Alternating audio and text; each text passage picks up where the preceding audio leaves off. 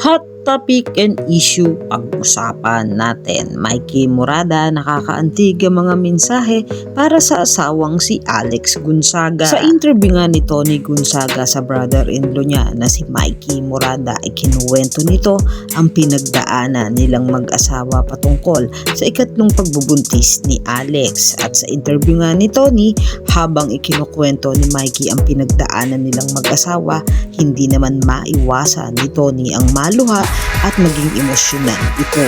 Alam naman ng lahat na very close talaga ang magkapatid na Gonzaga at makikita naman talaga sa magkapatid na very supportive sila sa isa't isa, maging sa kanilang mga vlogs. Makikita rin ang kanilang mga magulang na si Mami Pinky at Danny Bonoy ay supportive din sa kanilang dalawang anak. Habang ikinukwento nga ni Mikey kay Tony ang mabigat na pangyayari sa miscarriage ni Alex, baka sa mukha nito na hindi pa rin siya nawawala ng pag-asa na balang araw ay ibibigay din sa kanila at ang suportang ibinibigay nga nito sa asawa. Makikita talagang napakaalaga ni Mikey kay Alex at gagawin ang lahat para sa kanyang asawa. Kami namang nakapanood ang naantig sa ibinahaging kwento ni Mikey at kahit sino makakapanood nito ay kapupulutan ng aral, lalo na sa mga mag-asawang katulad ng pinagdadaanan nila. Yung mga katambalan, ano ang masasabi nyo? Mag-comment lang sa comment section at pag-usapan natin.